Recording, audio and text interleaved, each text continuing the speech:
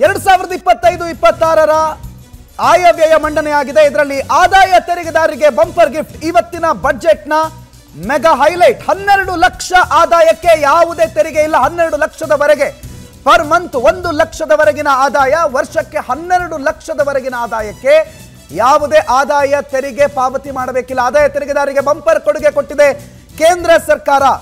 ಸುಮಾರು 76 ನಿಮಿಷಗಳ ಕಾಲದ ಬಜೆಟ್ ಮಂಡನೆಯಲ್ಲಿ ಕೊನೆಯ 10 ನಿಮಿಷಗಳಲ್ಲಿ ಈ ಅಂಶಗಳು ಪ್ರಮುಖವಾಗಿ ನಾವು ಗಮನಿಸಬೇಕು. 12 ಲಕ್ಷದವರೆಗೆ ಅಂದ್ರೆ ಮಧ್ಯಮ ವರ್ಗದ ಬಜೆಟ್, ಜನಸಾಮಾನ್ಯನ ಬಜೆಟ್ ಅಂತ ಕರೆಯೋದಕ್ಕೆ ಪೂರಕ ಅಂಶವನ್ನು ಈ ಬಜೆಟ್ನಲ್ಲಿ ನಾವು ಕೊನೆಯ ಹಂತದಲ್ಲಿ ಗಮನಿಸಿದ್ದೇವೆ. ಆದಾಯ ತೆರಿಗೆದಾರರಿಗೆ ಬಜೆಟ್ನಲ್ಲಿ ಬಹಳ ಪ್ರಮುಖವಾದ ಅತಿ ದೊಡ್ಡ ರಿಲೀಫ್ ಸಿಕ್ಕಿದೆ ಮತ್ತು ಸ್ಲ್ಯಾಬ್ಗಳ ವಿಚಾರದಲ್ಲೂ ಕೂಡ ಬಹಳ ದೊಡ್ಡ ಬದಲಾವಣೆಗೆ ಈ ಬಾರಿಯ ಬಜೆಟ್ ನಾಂದಿ ಹಾಡಿದೆ. ಮಧ್ಯಮ ವರ್ಗದ ಬಗ್ಗೆ ನಾವು ಮಾತನಾಡ್ತಾ ಇದ್ವಿ ಸರ್. ಮಧ್ಯಮ, ಮಿಡಲ್ ಕ್ಲಾಸ್, ಎವ್ರಿ ಬಜೆಟ್ ಅಲ್ಲಿ ನಾವು ಬಹಳ ಮೇಜರ್ ಆಗಿ ಕಾನ್ಸಂಟ್ರೇಟ್ ಮಾಡೋದು ಮಿಡಲ್ ಕ್ಲಾಸ್ ಅವ್ರಿಗೆ ಏನು ಅಂತ. ಈ ಬಾರಿ ಮಿಡಲ್ ಕ್ಲಾಸ್ ಬಜೆಟ್ ಅಥವಾ ಇದು ಜನಸಾಮಾನ್ಯರ ಬಜೆಟ್ ಅಂತ ಕರಿಬಹುದಾ? ನಾವು ಟೇಬಲ್ ಹೊಡೆದು ಹೇಳ್ಬೋದು. We can bet these and ಇವತ್ತು ನಾವು ಹೇಳ್ಬೋದು thank you Modi, thank you Nirmala Sitharaman, thank you government ಅಂತ. ಬಿಕಾಸ್ ಮೋಸ್ಟ್ ಎಕ್ಸ್ಪೆಕ್ಟೆಡ್ ನಾವು ಬೇಡ್ತಾ ಇದ್ದ ದಶಕಗಳ ಕಾಲ ಬೇಡಿಕೆ ಇಟ್ಟಿದ್ದಂತಹ ದಶಕಗಳ ಕಾಲ what we are expecting, what we are asking, ನಮ್ಮ ರೈಟ್ಸ್ ಜನಸಾಮಾನ್ಯನು ಕೇಳ್ತಾ ಇದ್ದಾನೆ. ನಾವು ಡಿಸ್ಕಷನ್ನ ಮೊದಲೇ ಹೇಳಿದ್ವಿ, ದೇಶವನ್ನು ಇವತ್ತು ನಡೆಸ್ತಾ ಇಡುವವನು ಜನಸಾಮಾನ್ಯನು, ಅವನ ಕಿಸೆಗೆ ಕತ್ತರಿ ಹಾಕ್ಬಿಡಿ, ಅವನ ಕಿಸೆ ತುಂಬಿ ಅಂತ ಹೇಳ್ತಾ ಇದ್ವಿ. I think we need to congrats, we need to thank Modi and his team to bring a such a wonderful budget. We should hands up to that. ನಾವು ಹೇಳ್ತಾ ಇದ್ವಿ ಟ್ಯಾಕ್ಸನ್ನೇ ಕಟ್ಟಬಾರದಂತಹ ದೇಶ ಆಗಬೇಕು ಅಂತ ನಾವು ಏನು ಹೇಳ್ತಾ ಇದ್ವಿ ನೋಡಿ, ಆ ನಡೆಗೆ ಇವತ್ತಿನ ಮೊದಲ ಹೆಜ್ಜೆ ಅಂತ ಹೇಳ್ತಾ ಇದ್ದೀವಿ ನಾವು. We are going towards that. 12 lakhs rupees per month, 1 lakh rupees ನಿಮಗೆ ಏನಿದೆ ಅಲ್ವಾ, that is a big gift to the nation today. I think ಇದು ವಿಕಸಿತ ಭಾರತ್. ನಾವೇನು ವಿಕಸಿತ ಭಾರತ್ ಅಂತ ಹೇಳ್ತಾ ಇದ್ದೀವಿ, 2047 ನಾವು ಭಾರತ ದೇಶವನ್ನು ಎಲ್ಲಿ ಕಾಣಬೇಕಂತ ಹೊರಟಿದ್ದೀವಿ, ಅದರ ಏನು ಜಲಕ್ ಅಂತ ಏನು ಹೇಳ್ತಾ ಇದ್ದೀವಿ ಅಲ್ಲ. ಫಸ್ಟ್ ನಾವು ಎಲ್ಲ ಕನ್ಫ್ಯೂಸ್ ಆಗಿಬಿಟ್ವಿ. ನ್ಯೂ ಬಿಲ್ ವಿಲ್ ಇಂಟ್ರೊಡ್ಯೂಸ್ಡ್ ಇನ್ನೊಂದು ವಾರ ಬಿಟ್ಟು ಅಂತ ಹೇಳಿದಾಗ ನಾವೆಲ್ಲ ಅಂತ ಅಂದ್ಕೊಂಡ್ವಿ, ಡೆಲ್ಲಿ ಎಲೆಕ್ಷನ್ ಆದ ನಂತರ ಜನಸಾಮಾನ್ಯರಿಗೆ ಪುನಃ ತುಪ್ಪ ಸವರ್ತಾರೆ ಎನ್ನುವ ಒಂದು ಮೋಡಲ್ಲಿ ಹೋಗ್ಬಿಟ್ಟಿದ್ದೀವಿ. ಬಟ್ ನೌ ವಿ ಅಂಡರ್ಸ್ಟುಡ್ ಇದು ಎಲೆಕ್ಷನ್ ಬಜೆಟ್ ಅಲ್ಲ ಅನ್ನೋದು. ಎಸ್, ಪೊಲಿಟಿಕಲ್ ಪಾರ್ಟಿ ಆದಾಗ, ಒಂದು ಗೌರ್ಮೆಂಟ್ ಆದಾಗ ಎಲೆಕ್ಷನ್ ಥಿಂಕ್ ಮಾಡೇ ಮಾಡುತ್ತೆ, ಸ್ಟ್ರಾಟಜಿ ಮಾಡೇ ಮಾಡುತ್ತೆ. ನೀವು ಓವರ್ ಆಲ್ ಬಜೆಟನ್ನು ನೋಡಿದರೆ ಬಿಹಾರಿಗೆ ಒಂದು ಹೆಚ್ಚಿನ ಒತ್ತನ್ನು ಕೊಟ್ಟಿರ್ಬೋದು, ಅಥವಾ ನೀವು ಈ ಕಡೆ ಬಂದರೆ ಆಂಧ್ರ ಪ್ರದೇಶಕ್ಕೆ ಅಂತ ಸ್ವಲ್ಪ ಒತ್ತು ಕೊಟ್ಟಿರ್ಬೋದು. ದಟ್ ಈಸ್ ಆಲ್ ಒಂದು ಗೌರ್ಮೆಂಟ್ ನಡೆಸುವವನು ಮಾಡುವಂತಹ ಸ್ಟ್ರಾಟಜಿ ಅಂತ ಇರ್ಬೋದು. But here today everything is excused. ನಾವು ಹೆಮ್ಮೆ ಪಡುವಂತಹ, ಖುಷಿ ಪಡುವಂತಹ, ರಾಷ್ಟ್ರಪತಿಯವರು ಸ್ವೀಟ್ ಕೊಟ್ಟರು ನಿರ್ಮಲಾ ಸೀತಾರಾಮನ್ಗೆ.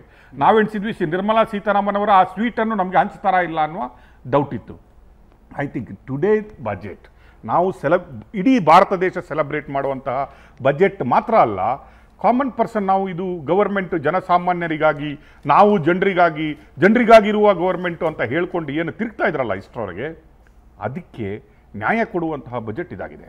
ನಾವು ಹಿರಿಯ ನಾಗರಿಕರಿಗೆ ಬಂತು ಏನೋ ಒಂದು 50,000 TDS exemption is gone up to 1 lakh ಅಂತ ಹೇಳುವಾಗ ಓಕೆ ಇದು ಇಷ್ಟಕ್ಕೆ ಬಂದು ನಿಲ್ಲುತ್ತೆ ಅನ್ನೋದು. ಈವನ್ ಟ್ಯಾಕ್ಸ್ ಸ್ಲ್ಯಾಬ್ಸ್ಗಳನ್ನು ನೋಡಿ ನೀವು, it is gone such A beautiful level. ಇನ್ನೂ ಅವರು ಹೇಳ್ತಾ ಇದ್ದಾರೆ, ಈವನ್ ನಾವು ಭಾರತೀಯ ದಂಡ ಸಂಹಿತೆಯನ್ನು ತೆಗೆದು ಯಾವ ರೀತಿಯಾಗಿ ನಾವು BNS ಆ್ಯಕ್ಟ್ ಅಂತಂದಿದ್ವು, ಅದೇ ರೀತಿಯಲ್ಲಿ ತೆರಿಗೆ ಸುಧಾರಣೆ ಆ್ಯಕ್ಟನ್ನು ನಾವು ತರ್ತೀವಿ, ಹೊಸ ಆ್ಯಕ್ಟನ್ನೇ ನಾವು ಇಂಟ್ರೊಡ್ಯೂಸ್ ಮಾಡ್ತೀವಿ ಆಗಸ್ಟ್ ಈ ತಿಂಗಳಲ್ಲಿ, ನೆಕ್ಸ್ಟ್ ವೀಕಲ್ಲಿ ಅಂತ ಹೇಳ್ತಾ ಇದ್ದಾರೆ. We may expect much more. But here ಜನತೆ ಎಲ್ಲ ಮರ್ತು ಬಿಟ್ರು.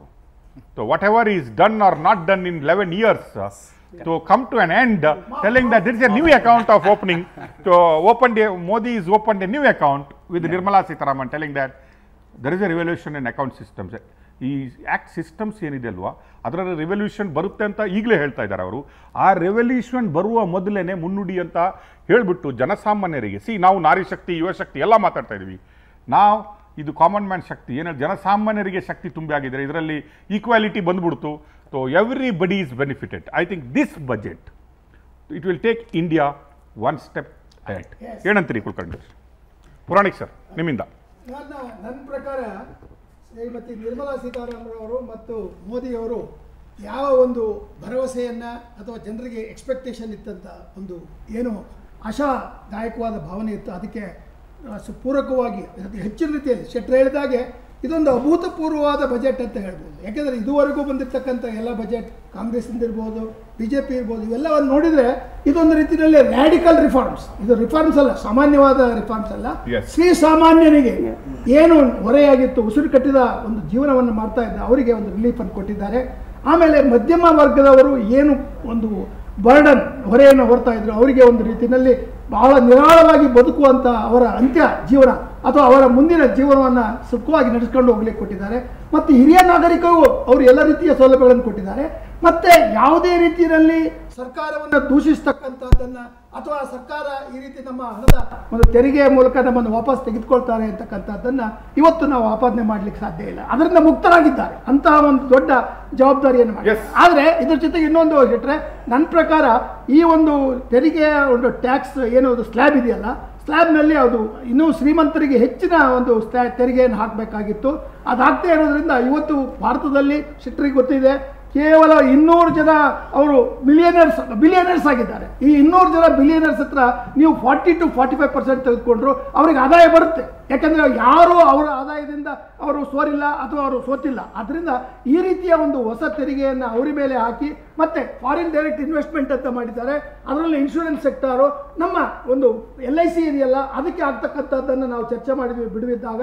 ಆದ್ದರಿಂದ ದೇಶೀಯ ಸಂಸ್ಥೆಗಳನ್ನು ಒಂದು ರೀತಿಯಲ್ಲಿ ಎನ್ಕರೇಜ್ ಮಾಡ್ತಕ್ಕಂಥದ್ದು. ಕಾಮನ್ ಪರ್ಸನ್ ಆಗಿದ್ದಂತಹ ಮೋದಿ, ಚಾಯ್ವಾಲಾ ಮೋದಿ ಅಂತ ಏನು ಕರೆಸ್ಕೊಂಡ್ರು, ಎಲ್ಲರಿಗೆ 11 ವರ್ಷದಲ್ಲಿ ಆಳಲಿತ್ತು. ಒಬ್ಬ ಸಾಮಾನ್ಯ ಪ್ರಜೆ ಆಗಿದ್ದ ಮೋದಿಯವರು, ಸಾಮಾನ್ಯ ಮನುಷ್ಯನಾಗಿದ್ದವರು, ಸಾಮಾನ್ಯ ಜನರ ಗೋಳನ್ನು ತಿಳ್ಕೊಂಡಿಲ್ಲ ಅನ್ನುವ ಕೊರತೆ 11 ವರ್ಷದಲ್ಲಿತ್ತು. ಇವರು ಪ್ರೈವೇಟ್ ಸೆಕ್ಟರು ಅಥವಾ ದೊಡ್ಡ ದೊಡ್ಡ ಕಾರ್ಪೊರೇಟ್ ಸೆಕ್ಟರ್ಗಳಿಗೆ ಬಜೆಟ್ ಮಾಡ್ತಾ ಇದ್ದಾರೆ, ನಮಗೆ ಕೊಡ್ತಾ ಇಲ್ಲ ಅನ್ನುವ ಒಂದು ಕೊರಗೇನಿತ್ತು, ಜನಗಳ ಏನೊಂದು ಆಶಾಭಾವನೆ ಇತ್ತು. ಇವತ್ತು ಅದನ್ನು ಮೋದಿಯವರು ಐ ಆಮ್ ಫಾರ್ ಯು. ನೀವು ವಿತ್ತ ಸಚಿವರು ಸ್ಟಾರ್ಟ್ ಮಾಡಿರೋದಲ್ಲೇ ಒಂದು ಕವನ ಹೇಳಿದರು, ತೆಲುಗು ಕವಿ ಬರೆದಂತಹ ಒಂದು ಕವನ ಹೇಳಿದ್ರು, ದೇಶ ಅಂದರೆ ಖಾಲಿ ಮಣ್ಣಲ್ಲ, ದೇಶ ಅಂದರೆ ಜನಸಾಮಾನ್ಯರು ಅಂತ ಹೇಳಿದ್ರು.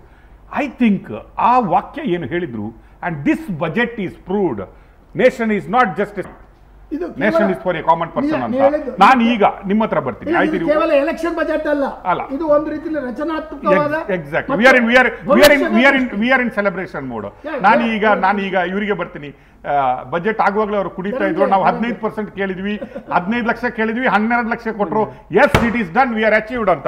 S, your comment. Thank you. ಮೊದಲನೇದಾಗಿ ನಮ್ಮ ದೇಶದ ಪ್ರಧಾನಿಯವರಿಗೆ ಮತ್ತು ನಿರ್ಮಲಾ ಸೀತಾರಾಮನ್ ಅವರಿಗೆ ತುಂಬು ಹೃದಯದಿಂದ ನಾನು ನಮಸ್ಕಾರವನ್ನು ಹೇಳ್ತೇನೆ. ಯಾಕೆ ಅಂತ ಹೇಳಿದ್ರೆ ಇವತ್ತು ಮಧ್ಯಮ ವರ್ಗಕ್ಕೆ ಜಯ ಸಿಕ್ಕಿದೆ. ಮಧ್ಯಮ ವರ್ಗ 1 ಲಕ್ಷ 1.5 ಲಕ್ಷ ಆದಾಯವನ್ನ ಪಡೀತಿರುವಂತಹ ಮಧ್ಯಮ ವರ್ಗ ಇವತ್ತು ಖುಷಿಯಾಗಿ ಮನೆಗೆ ಹೋಗಿ, ಹೌದು ನನ್ನ ಹತ್ರ ದುಡ್ಡು ಬಂತು, ನನ್ನ ಜೋಬಲ್ಲಿ ದುಡ್ಡಿದೆ, ನಾನು ಇದನ್ನ ನನ್ನ ಮಕ್ಕಳ ಎಜುಕೇಷನ್ನಿಗೆ, ನನ್ನ ಹೆಲ್ತ್ ಕೇರ್ ಆಗ್ಬೋದು ಅಥವಾ ನನ್ನ ಖರ್ಚಿಗೆ ನಾನು ಉಪಯೋಗಿಸ್ಕೋಬೋದು ಅನ್ನೋಂತಹ ನಂಬಿಕೆ, ವಿಶ್ವಾಸದಿಂದ ಇವತ್ತು ಮಧ್ಯಮ ವರ್ಗ ಮನೆಗೆ ಹೋಗುವಂತಹ ಸಿಹಿಯಾದ ಸುದ್ದಿಯನ್ನು ನಮ್ಮ ಕೇಂದ್ರ ಸರ್ಕಾರ ಕೊಟ್ಟಿದೆ. ಅದಕ್ಕೆ ಇಡೀ ದೇಶ, ಇಡೀ ಮಧ್ಯಮ ವರ್ಗ ಮತ್ತು ಇನ್ಕಮ್ ಟ್ಯಾಕ್ಸ್ ಪೇಯರ್ ಪರವಾಗಿ ನಾನು ತುಂಬ ನಮಸ್ಕಾರವನ್ನು ಹೇಳಲಿಕ್ಕೆ ಇಷ್ಟಪಡ್ತೇನೆ. ಜೊತೆಯಲ್ಲಿ ಒಂದು ಈಗ ಹೊಸ ಆಕ್ಟ್ ಅನ್ನ ಮಾಡ್ತೀವಿ ಅಂತ ಹೇಳ್ತಾ ಇದ್ದಾರೆ. ಯಾಕೆಂದ್ರೆ ಒಬ್ಬ ಜನಸಾಮಾನ್ಯ ಯಾವತ್ತು ಸರ್ಕಾರಕ್ಕೆ ಎಕ್ಸ್ಪೆಕ್ಟೇಷನ್ನ ಸೆಟ್ ಮಾಡ್ತಾನೆ ಇರಬೇಕು. ಇದು ರಾಜ್ಯ ಸರ್ಕಾರ ಆಗ್ಬೋದು, ಕೇಂದ್ರ ಸರ್ಕಾರ ಆಗ್ಬೋದು. ಇವತ್ತು ನಮಗೆ ತುಂಬಾ ಖುಷಿಯಾಗಿದೆ. ಆದರೆ ನಮ್ಮ ಟ್ಯಾಕ್ಸ್ ರೂಲ್ಸ್ಗಳನ್ನ ಮಾಡಲಿಕ್ಕೆ ನಮಗೆ ಅವಕಾಶವನ್ನ ಕೊಡುವಂತಹ ಒಂದು ಟ್ಯಾಕ್ಸ್ ಪೇಯರ್ಸ್ ಬೋರ್ಡ್ ಅನ್ನ ಮಾಡುವ ನಿಟ್ಟಿನಲ್ಲಿ ಹೊಸ ಇನ್ಕಮ್ ಟ್ಯಾಕ್ಸ್ ಏನ್ ಮಾಡ್ತಾ ಇದ್ದಾರೆ ಅದರಲ್ಲಿ ಇದನ್ನ ಪ್ರಾವಿಷನ್ ಮಾಡಿ ಕೊಟ್ರೆ, ಇದು ಬೋರ್ಡ್ ರೂಪದಲ್ಲಿ ರಾಜ್ಯ ಬರೀ ಪೊಲಿಟಿಕಲ್ ಇದಾಗ್ದಲೆ ಬೋರ್ಡ್ ಸಜೆಷನ್ ಮಾಡೋ ರೀತಿಯಲ್ಲಿ board driven income tax country ಆಗಬೇಕು ಅನ್ನೋದು ನಮ್ಮ ಇನ್ಕಮ್ ಟ್ಯಾಕ್ಸ್ ಪೇಯರ್ ಒಂದು ವಾದ. ಅದ್ರ ಜೊತೆನಲ್ಲಿ ಇನ್ಕಮ್ ಟ್ಯಾಕ್ಸ್ ಯಾರೇ ಕಟ್ಟಲಿ, ಇವತ್ತು 12 ಲಕ್ಷಕ್ಕೆ ನಿಜವಾಗ್ಲೂ ಬೆನಿಫಿಟ್ ಸಿಕ್ಕಿದೆ. ಆದರೆ ಇದು 12 ಲಕ್ಷ ಇನ್ನು 5 ವರ್ಷಕ್ಕೆ ಇರ್ರಿಲೆವೆಂಟ್ ಆಗುತ್ತೆ.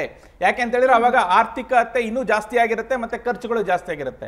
ಸೊ ಹಾಗಾಗಿ ಈ ಒಂದು ಇನ್ಕಮ್ ಟ್ಯಾಕ್ಸ್ ಯಾರು ಕಟ್ತಾ ಇದ್ದಾರೆ ಅವರಿಗೆ ಒಂದು ಬೋರ್ಡ್ ಅನ್ನ ಮಾಡಿ ಅದರಲ್ಲಿ ಒಂದು 20% ಭಾಗವನ್ನ ಇನ್ಕಮ್ ಟ್ಯಾಕ್ಸ್ ಪೇಯರ್ಸ್ಗೆ ವೆಲ್ಫೇರಿಗೆ ಕೊಡಬೇಕು. ಈ ಸುಧಾರಣೆಗಳನ್ನ ನಾವು ಇನ್ಕಮ್ ಟ್ಯಾಕ್ಸ್ ಆಕ್ಟ್ ಅಲ್ಲಿ ಬರಬಹುದಾ ಅನ್ನುವಂತ ಒಂದು ನಿರೀಕ್ಷೆಯಲ್ಲಿದ್ದೇವೆ. ಮತ್ತು ನಾವು ಪ್ರಧಾನಿಯವರಿಗೆ 2 ತಿಂಗಳ ಮುಂಚೆ ಇದರ ಸಂಕ್ಷಿಪ್ತವಾದಂತಹ ವಿವರಗಳನ್ನ 2 ತಿಂಗಳ ಮುಂಚೆ ನಾವು ನಾವು ಈಗ ಒಂದು ಸೆಗ್ಮೆಂಟ್ ಅಲ್ಲಿ ನೋಡ್ತಾ ಇದ್ದೇವೆ. ಗಿಗ್ ವರ್ಕರ್ಸ್ ಆಫ್ 1 crore ಖಂಡಿತ. We'll get insurance sector, insurance benefit of gig workers. Same we may expect for the insurance income payers. tax. Income tax payers. Exactly. Gig workers ಗೆ ಏನು that kind of 1 ಕೋಟಿ benefit ಬರಲಿ ಅನ್ನುವ ಬರಬೇಕು. ಯಾಕೆ ಅಂತ ಹೇಳಿದ್ರೆ ಇವತ್ತು ಇನ್ಕಮ್ ಟ್ಯಾಕ್ಸ್ ಪೇಯರ್ಸ್ ಇಂದನೇ ಇಡೀ ದೇಶ ನಡೀತಾ ಇದೆ. ಹಾಗಾಗಿ ಇನ್ಕಮ್ ಟ್ಯಾಕ್ಸ್ ಪೇಯರ್ಸ್ ಗೆ, ಗಿಗ್ ವರ್ಕರ್ಸ್ ಗೆ 1 ಕೋಟಿ ಜನಕ್ಕೆ ಅನುಕೂಲ ಮಾಡಿಕೊಟ್ಟಾಗೆ ಇನ್ನೊಂದು 2 ಕೋಟಿ ಜನಕ್ಕೂ ಸಹ ಅನುಕೂಲ ಮಾಡಿ ಕೊಟ್ಟರೆ ಅದರಿಂದ ಇನ್ಶೂರೆನ್ಸ್ ಫ್ಯಾಮಿಲಿಗಳಿಗೆ ಕವರ್ ಆಗುತ್ತೆ, ಮತ್ತೆ ಅವರ ಒಂದು ಇನ್ಶೂರೆನ್ಸ್ ಡಿಪೆಂಡೆನ್ಸಿ ಇದೆಯಲ್ಲ ಅದು ಸಹ ನಿರ್ಮೂಲನೆ ಆಗುತ್ತೆ ಅನ್ನೋದು ಒಂದು ನಮ್ಮ ಇನ್ಕಮ್ ಟ್ಯಾಕ್ಸ್ ಪೇಯರ್ಸ್ ವಾದ. Yes, thank you.